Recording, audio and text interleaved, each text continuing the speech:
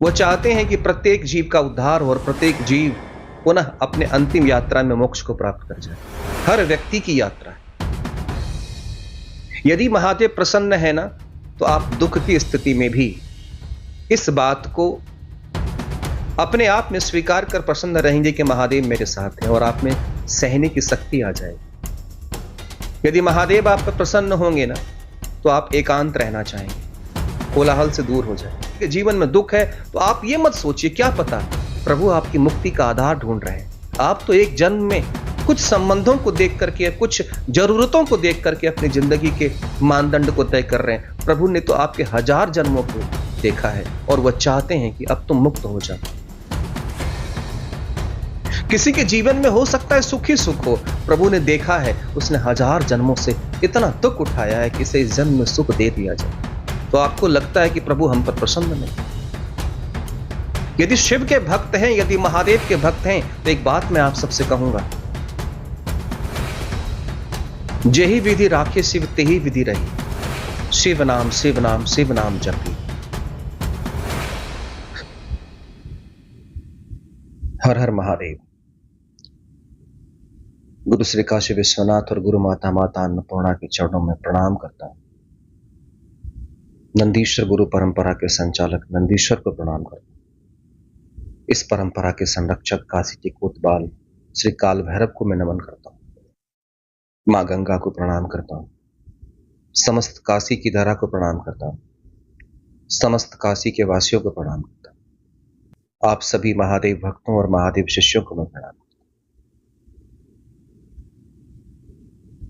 हूं। आज का जो प्रसंग है वो प्रसंग बड़ा रोचक है। प्रत्येक भक्त के हृदय में एक लालसा होती है। हर भक्त यह जानना चाहता है कि उसके जो आराध्य हैं वो उस पर प्रसन्न है कि नहीं। हम कैसे पता करेंगे कि महादेव हम पर प्रसन्न है कि नहीं। और यह प्रसंग मैं इसलिए आज आप सबकी चर्चा में लाने का प्रयास किया क्योंकि लगातार बहुत लोगों के प्रश्न आ रहे थे इस संदर्भ, तो मुझे लगा कि इस पर बात किया जाए, अपनी राय में आप सबके समक्ष रखूं जो मुझे महादेव के प्रेम में प्राप्त हो पाया है। जब महादेव की प्रसन्नता को मैं समझने का प्रयास करता हूं, तब एक बहुत बड़ा प्रश्न मन मस्तिष्क में खड़ा हो जाता है। कैसे तय किया जाएगा कि महादेव प्रसन्न है? वो कुछ हमें प्रदान कर देंगे, वो दे देंगे जो हम चाहते हैं। अगर हम जो चाहते हैं वो मुझे मिल जाए, तब सामान्यतः हम समझेंगे कि महादेव हम पर प्रसन्न है। और यदि हम जो चाहते हैं वह हमें प्राप्त नहीं हो पा रहा है, तो हम समझेंगे महादेव हम पर प्रसन्न नहीं है। यदि कोई महादेव की आराधना कर रहा है और वह सुख सुविधाओं भोग विलास में बिल्कुल संपन्न है, हर प्रकार से वह सुखी है, तो माना जाएगा कि महादेव प्रसन्न है। और यदि कोई दिन रात पूजा पाठ कर रहा है और उसके बाद भी उसके जीवन में दुख है, धन से संबंधित दुख है, संतान से संबंधित दुख है, स्वास्थ्य से संबंधित दुख है, भिन्न भिन्न प्रकार के दुखों से वो ग्रसित है, तो यही कहा जाएगा कि महादेव प्रसन्न नहीं है। यदि इस आधार पर, यदि इन तर्कों के आधार पर महादेव की प्रसन्नता का मूल्यांकन करने का यदि हम प्रयास करेंगे, तो एक बात स्मरण में रखिएगा, महादेव की प्रसन्नता को कभी भी आप समझ नहीं पाएंगे कि महादेव हम पर प्रसन्न है कि नहीं प्रसन्न है। इस बात का मूल्यांकन आप कभी नहीं कर पाएंगे। हम उन्हें आशुतोष कहकर यह तो कह देते हैं कि महादेव आशुतोष है। छोटे से बेलपत्र से भी प्रभु प्रसन्न हो जाते। एक लोटा जल कोई चढ़ा दे तो महादेव प्रसन्न हो जाते। थोड़ा सा भस्म चढ़ा दे तो महादेव अति प्रसन्न हो जाते। कोई शिव शिव का नाम जप ले तो महादेव प्रसन्न हो जाते। न जाने कितनी विधियां हैं जिसके माध्यम से हम अपने आप में अनुमान लगाते हैं कि महादेव प्रसन्न हो गए। यदि इन आधार पर हम यह सुनिश्चित करने का प्रयास करेंगे कि महादेव प्रसन्न है या नहीं प्रसन्न है, तो शायद हम कभी भी इसको तय नहीं कर पाएंगे। अपने जीवन पर पड़ने वाले प्रभाव का वर्तमान समय में अगर मूल्यांकन करेंगे कि हम प्रसन्न हैं तो महादेव प्रसन्न है, और हम दुखी हैं तो महादेव हम पे प्रसन्न नहीं। आप सबको मैं एक उदाहरण देता हूं। हम महादेव की इस प्रसन्नता और अप्रसन्नता को समझने के लिए राम और रावण का उदाहरण लेते हैं। भगवान श्री राम की पत्नी चुरा ली जाती है, उन्हें वनवास हो जाता है और उन्हें वन वन भटकना पड़ता है और उन्हें तकलीफ सहना पड़ता है। और फिर वह जाकर रावण से अपनी पत्नी प्राप्त करते हैं और रावण का वध करते हैं और इस समस्त संसार को रावण के त्रास से मुक्त कराते हैं। अब एक बात बताइए, अगर महादेव भगवान श्री राम पे प्रसन्न नहीं है तो उन्हें कभी वनवास हो जा रहा है, उनकी पत्नी चुरा ली जा रही है, वन वन भटकना पड़ रहा है। यदि इस संदर्भ में देखें तो भगवान श्री राम पर महादेव प्रसन्न नहीं है, लेकिन जब रावण के साथ युद्ध होता है और रावण को परास्त कर देते हैं, रावण का वध करते हैं, तो राम की प्रतिष्ठा स्थापित हो पाती है, राम की मर्यादा स्थापित हो पाती है और संसार में राम पूजनीय हो जाते हैं। अब अगर हम इस आधार पर सोचें तो अंतिम परिणाम यह समझ में आता है कि महादेव भगवान श्री राम पर प्रसन्न थे। लेकिन यदि रावण का प्रसंग लें, रावण महादेव की स्तुति करता है, रावण महादेव से अस्त्र मांगता है, शस्त्र मांगता है, यहां तक कि कैलाश उठाने तक की वह कोशिश करता है। महादेव ने रावण को अपने सबसे प्रिय भक्त का दर्जा प्रदान किया। अगर हम रावण के प्रसंग को देखें तो महादेव रावण पर अत्यंत प्रसन्न थे और प्रसन्नता इतनी कि उन्होंने अपना चंद्रहास तलवार उन्होंने दे दिया, खड़ग उन्हें दे दिया, जिसके बाद उसने तीनों लोगों पर आधिपत्य स्थापित करने का कार्य किया। लेकिन कमाल की बात देखिए कि रावण को दिए गए वरदान, रावण को दिए गए अभयदान के आधार पर यदि मूल्यांकन करें तो यहां पर रावण पर महादेव प्रसन्न है, लेकिन अंतिम परिणाम पर जाकर देखेंगे तो भगवान श्री राम के द्वारा उसका वध करवा दिया। अब हम यहां देखें तो राम और रावण दोनों का मूल्यांकन करें तो रावण उनका सबसे प्रिय भक्त है और वह प्रतिपल महादेव की आराधना में रहता है और समस्त त्रिलोक पर वह आधिपत्य स्थापित कर लेता है। और इस आधार पर देखें तो रावण अपने ज्ञान और पांडित्य के बावजूद भी वह राक्षसी प्रवृत्ति का है और वह जनबंधन के चक्र में फंसा हुआ है और वह मुक्ति चाहता है। लेकिन प्रभु ने उसे आशीर्वाद दिया, उसे खड़ग दिया ताकि वह उन्मत्त हो जाए, ताकि वह अपने अहंकार में पागल हो जाए और सबको सताना प्रारंभ कर दे। और हम देखते हैं कि भगवान राम के माध्यम से रावण का उद्धार करवा दिया। जब भगवान श्री राम ने रावण का वध किया तो वह रावण जो कभी किसी जन्म में जय और विजय के रूप में था, पुनः वैकुंठ को प्राप्त कर गया। अब अगर इस आधार पर देखेंगे तो भगवान श्री राम के पूरे जीवन की अगर जीवन के पदयात्रा का मूल्यांकन करें तो जहां जहां उन्हें दुख हो रहा है वहां वहां ऐसा प्रतीत हो सकता था उन्हें कि महादेव हम पर प्रसन्न नहीं। रावण जहां जहां अभयदान और वरदान पाता रहा वहां वहां यह प्रतीत होगा कि रावण पर महादेव प्रसन्न है। लेकिन अंतिम परिणति पर जाकर देखें तो राम पूजनीय हो जाते हैं और रावण भर्त्सना का पात्र हो जाता है। लेकिन पुनः रावण को मुक्ति दिलवा देते हैं राम के हाथों। आप कैसे तय कर पाएंगे महादेव प्रसन्न है कि नहीं प्रसन्न?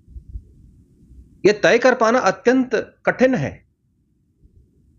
एक उदाहरण देता हूं। मान लेते हैं कि कोई भगवान देवाधिदेव महादेव का भक्त है, कोई लड़की चाहती है किसी लड़के से शादी करना और वो रात दिन प्रभु की प्रार्थना कर रही है, उसके ऊपर जल चढ़ा रही, वो व्रत रख रही है, सोमवार के 16 सोमवार के व्रत रखती है कि मेरा विवाह उस लड़के से हो जाए। वो उससे प्रेम करती है, दोनों प्रेम करते हैं। लेकिन एक समय ऐसा आता है कि वह जो लड़का है वो उस लड़की को त्याग देता है, दोनों का प्रेम संबंध टूट जाता है और विवाह संपन्न नहीं हो पाता। तो ऐसी स्थिति में यदि आप देखें और समझने का प्रयास करें, यहां पर तो यह प्रतीत होता है कि महादेव उस लड़की पर प्रसन्न नहीं थे उसकी आराधना से। लेकिन क्या पता वह लड़का यदि इस लड़की से विवाह करता, हो सकता था 2 महीने के पश्चात ही उसकी मृत्यु हो जाती। और प्रभु चाहते थे कि इस लड़की पर ऐसा कष्ट ना हो और प्रभु ने इस संबंध को तोड़ दिया। कैसे तय कर पाएंगे कि महादेव प्रसन्न थे या प्रसन्न नहीं थे? यदि परिणाम को देखें तो महादेव ने उस लड़की का प्रेम संबंध तोड़कर अपनी अप्रसन्नता का परिचय दिया। लेकिन यदि अप्रत्यक्ष परिणाम को देखें कि अगर विवाह करती और 2 महीने के बाद ही उस लड़के की मृत्यु हो जाती और वो आजीवन विधवा रहती, प्रभु ने उसकी रक्षा की। कैसे तय करेंगे कि महादेव प्रसन्न है कि नहीं प्रसन्न? देखिए, मेरा अनुभव इतना ही कहता है, महादेव की प्रसन्नता और अप्रसन्नता का मूल्यांकन कर पाना अत्यंत कठिन है। देवाधिदेव महादेव ना किसी पे अप्रसन्न होते हैं, ना किसी पे प्रसन्न होते हैं। वो सम स्थिति में है। वो चाहते हैं कि प्रत्येक जीव का उद्धार हो और प्रत्येक जीव पुनः अपने अंतिम यात्रा में मोक्ष को प्राप्त कर जाए। हर व्यक्ति की यात्रा है। यदि महादेव प्रसन्न है ना, तो आप दुख की स्थिति में भी इस बात को अपने आप में स्वीकार कर प्रसन्न रहेंगे कि महादेव मेरे साथ है, और आप में सहने की शक्ति आ जाएगी। यदि महादेव आप पर प्रसन्न होंगे ना, तो आप एकांत रहना चाहेंगे, कोलाहल से दूर हो जाएंगे। यदि महादेव आप पे प्रसन्न है ना, आपके पास खुद के खाने के लिए कुछ रहे ना रहे, आप लोगों को देना चाहेंगे। अपनी थाली की रोटी भी दूसरों को देकर आप भूखे रहकर प्रसन्न हो जाएंगे। यदि महादेव आप पे प्रसन्न होंगे ना, समस्त संसार की स्त्रियों के प्रति, के हृदय के प्रति मातृत्व की भावना आपके अंदर समाहित हो जाएगी। यदि महादेव आप पे प्रसन्न होंगे, आपकी आंखें स्वतः ध्यान की ओर बढ़ने लग जाएंगी। आप आंखें मूंद कर अपने भीतर अपने स्व को समझने की चेष्टा करना प्रारंभ कर देंगे। यदि महादेव आप पे प्रसन्न होंगे, आप समस्त जीवों पर दया करेंगे। यदि महादेव आप पे प्रसन्न होंगे, आप कभी भी किसी को मारकर खाने की चेष्टा नहीं करेंगे, किसी का छीन कर खाने की चेष्टा नहीं करेंगे। आपको जितना मिलेगा उतने में संतोष रहेगा। जिसके ऊपर शिव की कृपा है, वह संतोष धारण कर लेगा। जो मिला बहुत मिला शिव, जिसके पास शिव है उसके पास संतोष है। सदैव इस बात का स्मरण रखिएगा। संतोषी हो जाएंगे, लालच समाप्त हो जाएगा। जितना मिल चुका है, आप उसके लिए आगे कार्य करने के लिए तत्पर रहेंगे, लेकिन आप में लालच की भावना नहीं होगी। आपके अंदर देने की भावना आ जाएगी, पाने की भावना, लोगों से प्राप्त करने की अपेक्षा समाप्त हो जाएगी, ईर्ष्या समाप्त हो जाएगी। कोई अगर आपको अपशब्द भी कह देगा ना, तो आप में क्षमाशीलता आ जाएगी। बड़े से बड़े अपशब्द पर, बड़े से बड़े अपमान पर आपको ऐसा प्रतीत होगा कि कोई बात नहीं, प्रभु की यही इच्छा थी तो प्रभु की यही इच्छा। आपको ऐसा प्रतीत होगा कि प्रभु की इच्छा थी, इसी कारण ऐसा हुआ। आप समझिएगा महादेव आप प्रसन्न हैं। आप नंदी की भांति महादेव की दर्शन के लिए प्रतीक्षाशील हो जाएंगे। रात दिन प्रतीक्षा में रहेंगे कि प्रभु किसी न किसी रूप में मुझे दर्शन देंगे। महादेव की प्रसन्नता का यह आधार है। यदि महादेव प्रसन्न है आप पर, तो एक बात मैं कहूंगा, इस संसार के समस्त प्राणियों में आपको शिव का दर्शन होगा। आप किसी भी जीव के शरीर पर यदि कोई घाव भी देख लेंगे, तो आपके हृदय में रुदन प्रारंभ हो जाएगा। किसी पशु पक्षी के पीड़ा को देख लेंगे, तो आपको लगेगा आपके शरीर में पीड़ा है। ऐसी स्थिति हो जाएगी जब उस पशुपतिनाथ की कृपा आप पर होगी। आपको प्रकृति से प्रेम हो जाएगा, आपको पेड़ पौधों से प्रेम हो जाएगा। आपको इस बनावट की दुनिया जो दिखती है, तड़क भड़क दिखावा, इन सब से आप पृथक होने लग जाएंगे और आपको लगेगा प्रकृति ही सर्वोपरि है। आपको प्रकृति से प्रेम होगा, पेड़ पौधों से प्रेम होगा, पशु पक्षियों से प्रेम होगा। जो नेचुरल है, उस नेचुरल के साथ आपका लगाव होने लग जाएगा। इसलिए महादेव की प्रसन्नता को तय कर पाना बड़ा कठिन है। अगर किसी के जीवन में दुख है, तो आप ये मत सोचिए क्या पता प्रभु आपकी मुक्ति का आधार ढूंढ रहे हैं। आप तो एक जन्म में कुछ संबंधों को देख करके, कुछ जरूरतों को देख करके अपनी जिंदगी के मानदंड को तय कर रहे हैं। प्रभु ने तो आपके 1000 जन्मों को देखा है और वह चाहते हैं कि अब तुम मुक्त हो जाओ। किसी के जीवन में हो सकता है सुख ही सुख हो। प्रभु ने देखा है, उसने 1000 जन्मों से इतना दुख उठाया है कि इसे इस जन्म में सुख दे दिया जाए। तो आपको लगता है कि प्रभु हम पर प्रसन्न नहीं। यदि शिव के भक्त हैं, यदि महादेव के भक्त हैं, तो एक बात मैं आप सबसे कहूंगा, जेहि विधि राखे शिव तेहि विधि रही। शिव नाम शिव नाम शिव नाम जपिए। शिव की प्रसन्नता का सबसे बड़ा प्रमाण है, आपके पास कुछ भी नहीं है, आपने सब कुछ खो दिया है, सारे संबंध टूट गए हैं, अब कोई भी हाथ साथ देने के लिए तैयार नहीं। फिर भी प्रतिपल इस बात का एहसास हो कि वो महादेव, वो शिव मेरे साथ है। प्रतिपल ऐसा प्रतीत होगा कि उसके हाथों में आपका हाथ जुड़ा हुआ है। आपको हर पल लगेगा कि कोई एक मेरे साथ, मेरे पीछे खड़ा है, जो मुझे कहता है चल, रुक मत, मैं तेरे साथ खड़ा हूं। आप संसार की भीड़ में भले ही स्वयं को अकेला महसूस करेंगे, आप अकेले दिखाई पड़ेंगे, लेकिन कभी भी आपका हृदय यह कहेगा कि मैं अकेला नहीं हूं, मेरा शिव मेरे साथ है। और जिसके साथ शिव है, उसके साथ संपूर्ण ब्रह्मांड है। जब शिव प्रसन्न होते हैं ना, सारी उम्मीद समाप्त होने वाली होती है। कोई उम्मीद नहीं बच जाती कि अब कुछ होगा। ऐसा प्रतीत होता है जब शिव प्रसन्न होते हैं ना, तो ऐसा प्रतीत होगा आपको कि अब कोई उम्मीद बाकी नहीं रह गई। अब सब भरोसा टूट जाने वाला है। अब कोई भरोसा नहीं बचा, लेकिन फिर भी एक आशा की किरण आपको सदैव अंदर से टिमटिमाती नजर आएगी। आपके हृदय में एक भरोसा रहेगा कि महादेव हैं, वो कुछ ना कुछ करेंगे। महादेव की प्रसन्नता का आधार ये है। इसलिए जहां हैं, जैसे हैं, आंखें मूंद कर शिव में मग्न हो जाए। काम, क्रोध, लोभ, मोह से भरे इस शरीर में जिस दिन शिव की कृपा हो जाती है, उस दिन भक्त के पास कुछ भी नहीं होता है। फिर भी वह संसार का सबसे अमीर व्यक्ति होता है। वह एलन मस्क का बाप होता है, क्योंकि एलन मस्क को संसार की समस्त संपत्ति चाहिए, और महादेव का भक्त जो होता है, जिस पर महादेव की कृपा होती है, उसे संसार का कुछ नहीं चाहिए। जाओ, एक एलन मस्क है जिसे कि संसार का सब कुछ चाहिए, संसार का सबसे धनी व्यक्ति हो जाना है, परंतु एक है महादेव का भक्त जो कहता है तुम्हें सब कुछ चाहिए, अरे जाओ, मुझे कुछ नहीं चाहिए। दोनों तो बराबर ही है, क्योंकि वह संसार का सब कुछ पाकर भी वह उस संतोष को धारण नहीं कर पा रहा। लेकिन एक संसार का कुछ नहीं पाकर, सब कुछ छोड़कर संतोष को, परमानंद को धारण कर मग्न है, मस्त है वो शिव के प्रेम में। बताइए धनी कौन है जिसके अंदर ऐसा भाव हो? महादेव उस पर प्रसन्न है, इस बात को याद रखिए। महादेव जिस पे प्रसन्न होते हैं ना, वो अपने कुटुंब के बीच संतोष पूर्वक, प्रसन्नता के साथ वह इस भाव में जीता है कि शिव इतना दीजिए जामे कुटुंब समाए, मैं भी भूखा ना रहूं, और अगर आने वाला कोई घर में है, वह भी भूखा ना जाए। नमक रोटी भी खाएंगे ना, तो उसमें आपको 56 भोग का स्वाद नजर आएगा। शिव की प्रसन्नता का यह आधार है। जरूरी नहीं कि जिस पर शिव प्रसन्न है उसे सब कुछ मिल जाता है। अरे देखा तो यह गया है कि जिस पर शिव प्रसन्न है उसके पास कुछ भी नहीं बचा है, फिर भी वो मस्त है।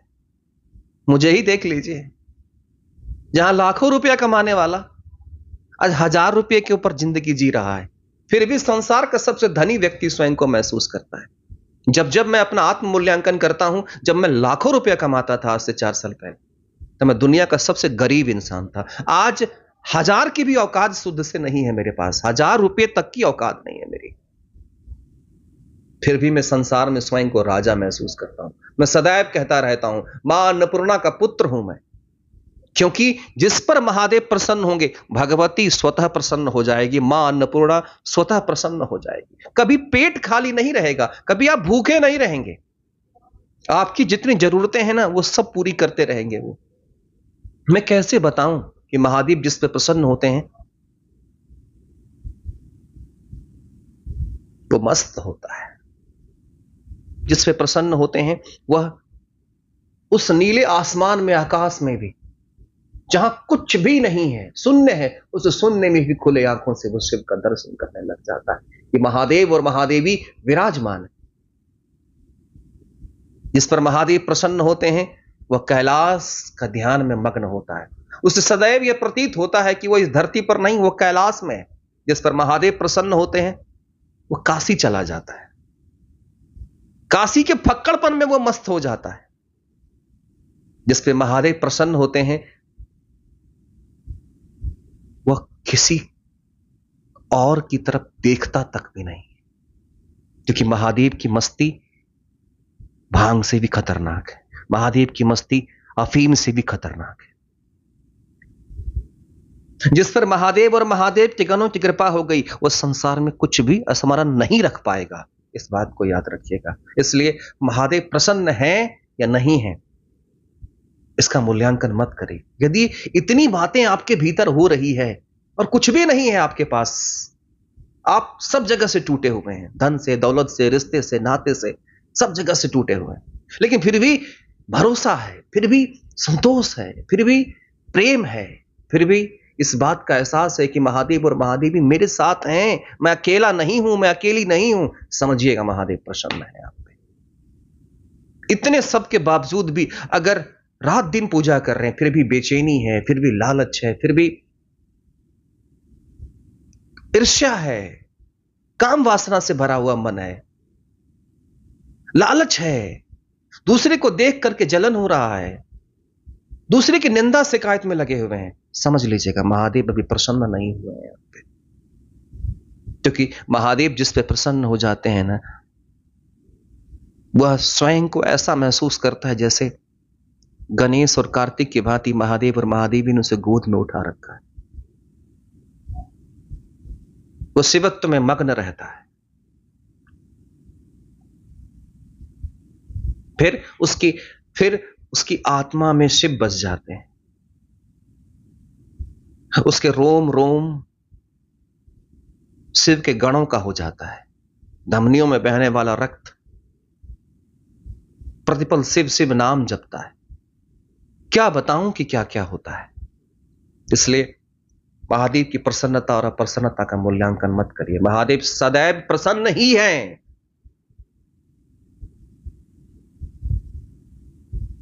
आशुतोष हैं। नमः पार्वती पते। हर हर महादेव शंभो।